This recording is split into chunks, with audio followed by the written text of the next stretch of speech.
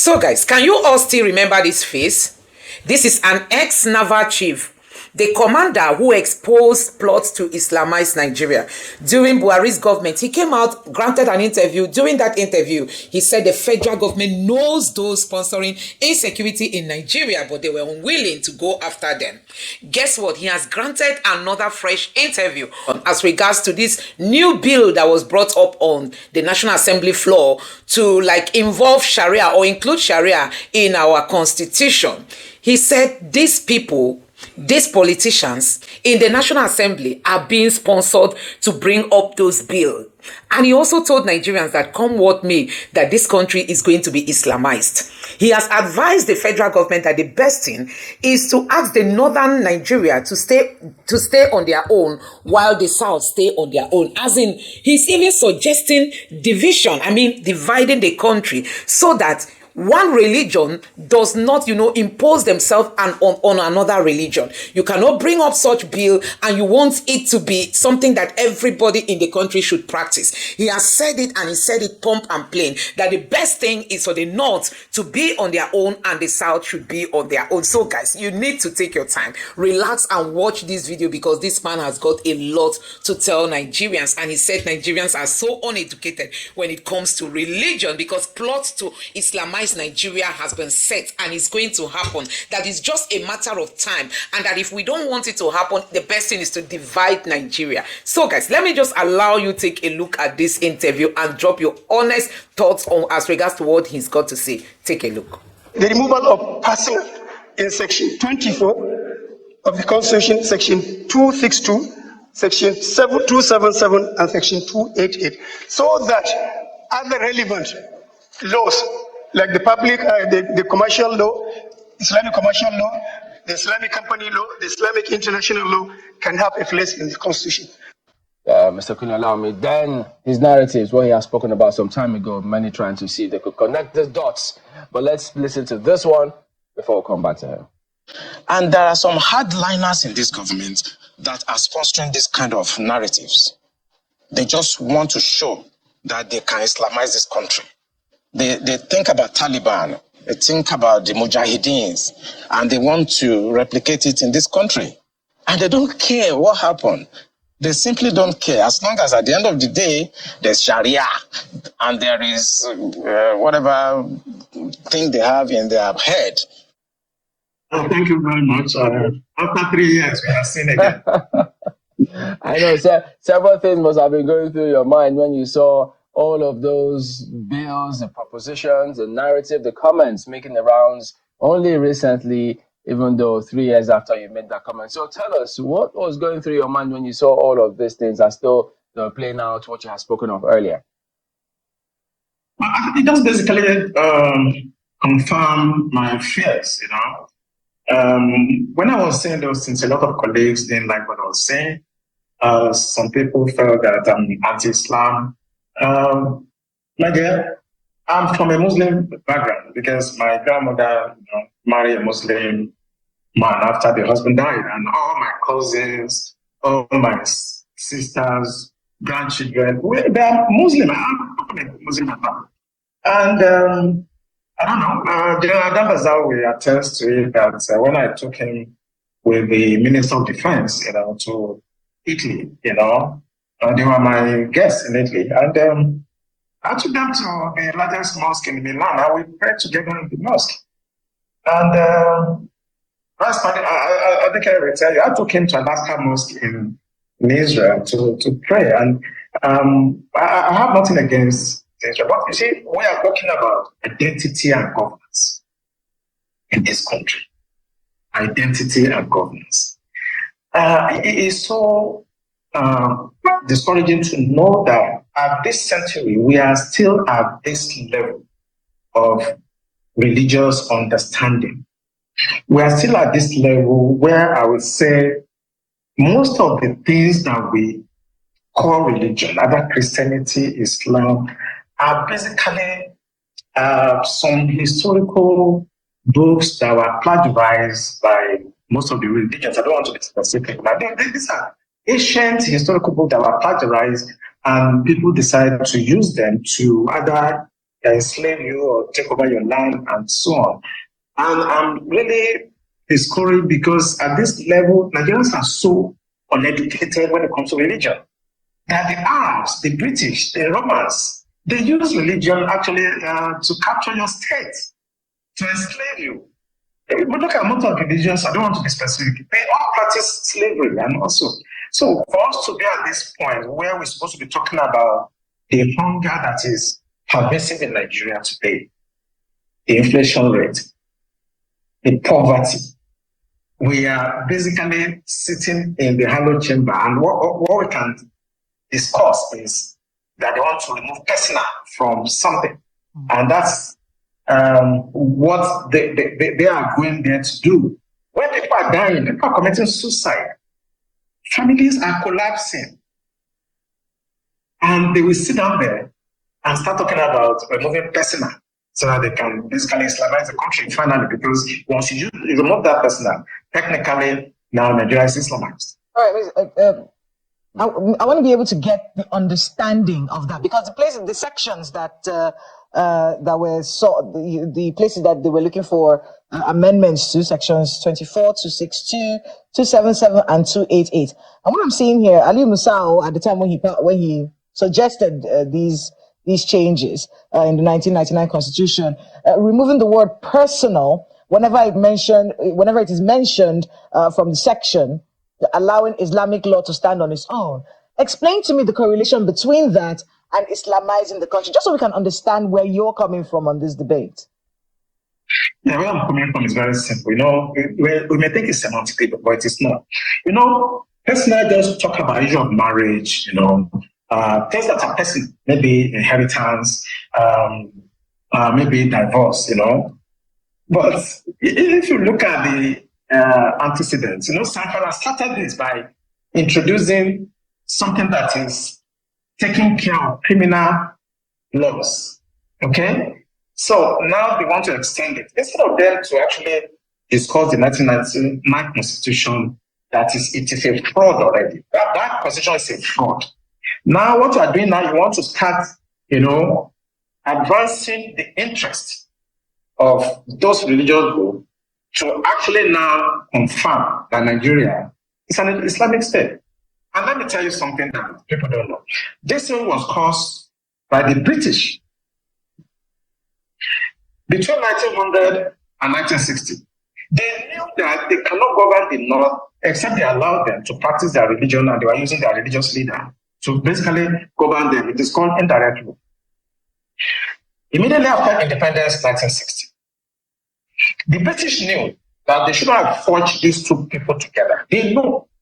But because they want to achieve the divide and rule and to be able to conquer and take our resources and steal whatever they want to steal over the years, they merged these two people together. They could not govern the North and South under one religious or administration.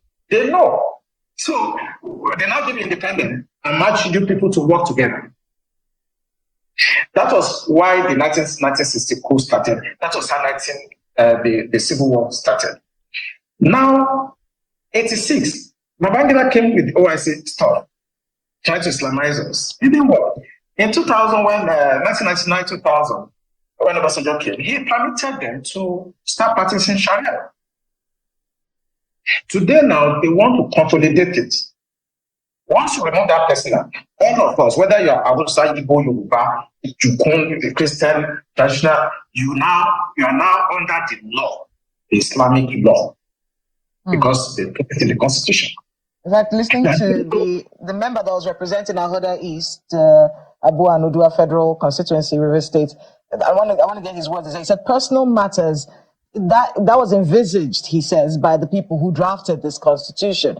And I want to quote him. The implication is, if the word personal is removed, Islamic law would have broader implications. The word personal was put there for a reason.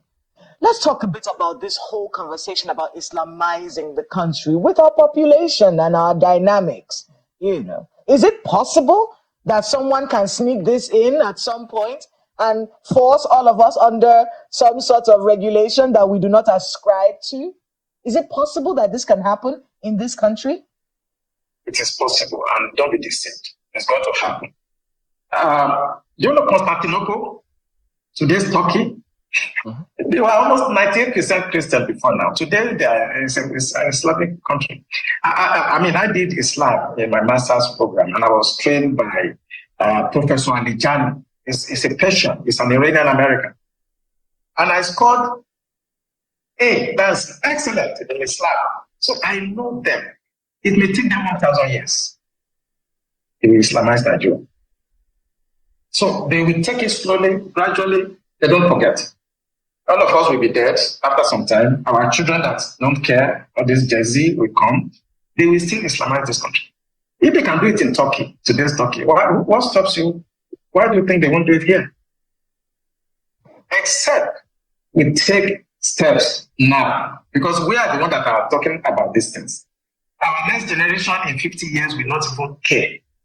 You understand? So I am thinking that if some part of the country, I don't want to be specific, if they feel strongly about an ideology, a religious, but I think they can restrict it to their area.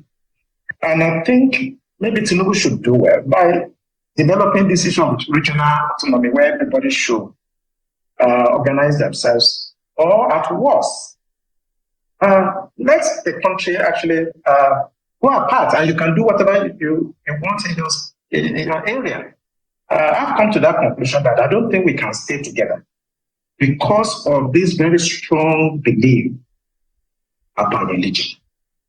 So it's either we stay together, or people should mind their religion and stay where they are and practice what they want. Imposing it on others is wrong. I study Islam, and I don't want to talk blasphemy here. If I start talking about Islam in the next 3 hours, we will not live here. No, we don't want you to talk blasphemy either. Talking about our country, in many, we are not a religious country, so to on paper. We're a secular nation. What kinds of conversations should we be having with the Nigerian people, especially the younger generation, about how to ensure that we remain secular, where you can practice your religion in any part of the country that you please without imposing your views or belief systems on any other person? What kind of conversations should we be having, and what should our lawmakers be thinking at the back of their minds? At least they've made the first step, which is dropping this bill and ensuring that it doesn't go through. But in subsequent conversations that you said will inevitably come up, what should we be doing as a people to ensure this doesn't happen? I'm going to be extreme. For me, if you look at Sudan, we have now North Sudan, South Sudan. I think we should have Northern Nigeria and Southern. That they can practice whatever they want. There's no dialogue because they will not stop. I've told you it may take 1,000 years. They will still do it. But if you let everybody go their way, maybe you have enough, you remain there, and you have the sovereignty down south, then you can do what you want. But if you remain and you think you can talk to your Gen Z and people that don't care about anything, it will happen. It took hundreds of years before Turkey, Constantinople, Istanbul was converted completely today. And if you look at history will tell you that you cannot assuage these people. Who owns those banks? I did a lot of research, and I want our audience to go and find out the owner of Taj Bank and the other bank. Then the picture will start getting clear to you. You have the Jaiz Bank and you have the Taj Bank. It is an open source information. Go on the internet, the board of directors, you will see the shareholders. I don't want to mention them on national television. Go and do your research. And you're beginning to understand. You begin to understand what I said, that people have been sponsoring terrorism because they want to Islamize Nigeria. Now Tinubu has come, and it's a little bit very hard on them. That section, the kinetic approach is failing. So they are now trying to bring it through the constitution. Want to legalize it. If we cannot go through the bush and kill as many people and they are still resisting us, and this man has come and is fighting this is just killing all the fighters, then let us go to the house and bring it in through the back door. We just remove that clause, personal. They will not know, they may not pay attention. They will just, and that is it. They will still do this thing. Go and find out the owners of those banks. They are the ones sponsoring these narratives.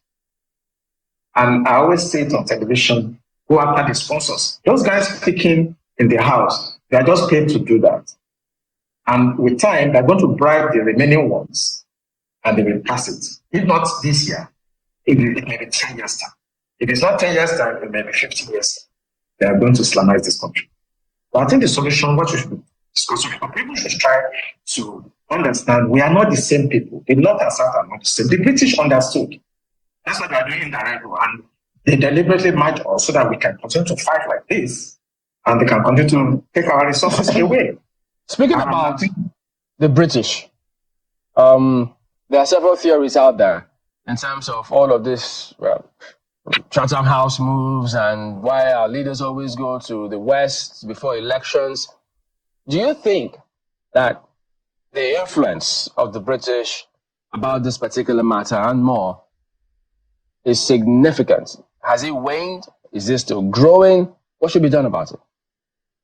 No, what the British did is just like what the Belgians, the other, like the French, it's the same method of giving you independence, but they know that you are not independent. Why do you go to Chatham House? Igbo recently wanted to talk about Yoruba nation. I saw him in Britain trying to give them letter. Why do we do that? It's because they have very strong influence. Don't be deceived. British are very subtle. They're not like the French people. They're not like the Russians. Okay, they're not like the Chinese. Very subtle, very clever. They are the one that is making this happen because it benefits them. Yeah. You can't be Nigerian president if you don't get the blessing of the British. What is their benefit, though? I mean, the British benefit? Yeah. It's economy. That's not that thing. It's just to be able to take your resources. Look at Sanford. Look at all your gold and things that are mining every day. It's not going to the CBN coffers. It's going to individuals and the British and the Arabs also that are actually orchestrating some of this Islamic thing you are seeing. Jais Bank, this one bank. They are external. They are sponsoring these narratives and they are benefiting by taking your resources away because they have some foolish Nigerians that they can use to help them to cut away your uranium, your gold, your silver, and so on. That's why all the time we never get leadership right. They are the one. And I don't want to talk too much, including the United States. You cannot be president in Nigeria if they don't actually give you their blessing, including France now. France is very strong. They have very strong influence on us now.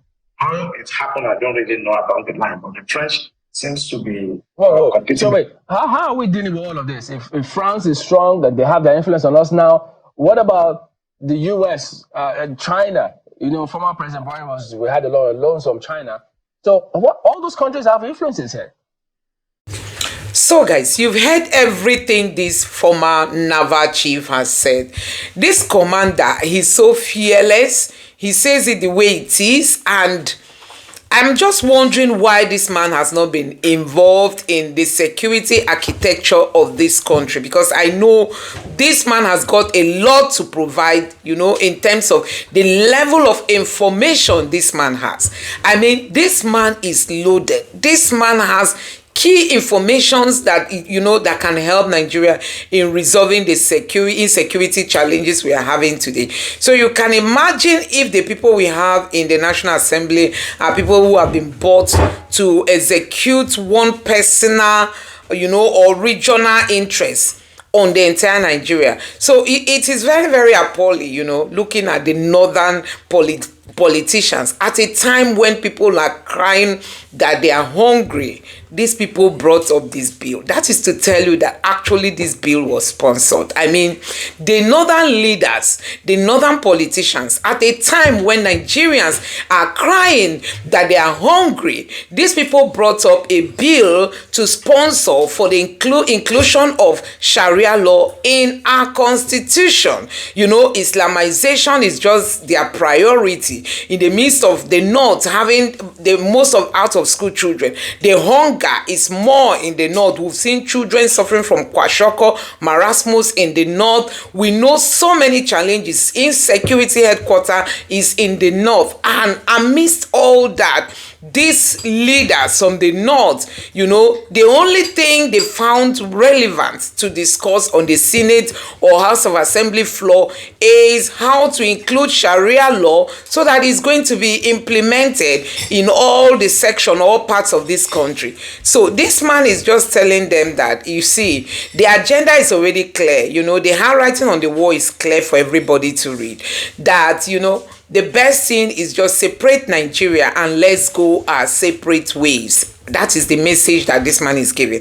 That there is no point pretending that we can be one. That is not possible. You know, with the kind of mindset that the people in the north are having, it's not possible for Nigeria to be the same or to be united, you know, with this kind of mindset. That the best thing, separate this country and let everybody go on his or her own, you know, religion. You pick up your religion. If you're in the north, you continue with your Muslim or Islam religion. If you're in the south and you want to be Muslim or you want to be a Christian, you are free to practice that. But if he's bringing us all together, you know, oh my God, this man made so many salient points. He even pointed the fact that the Britain or the British government wanted the south and the north to be together so that they can gain from the resources of Nigeria, you know, but still they believe that the north should have the upper power, because if the north has upper power, they will be able to gain more benefits from the resources in Nigeria. And that is why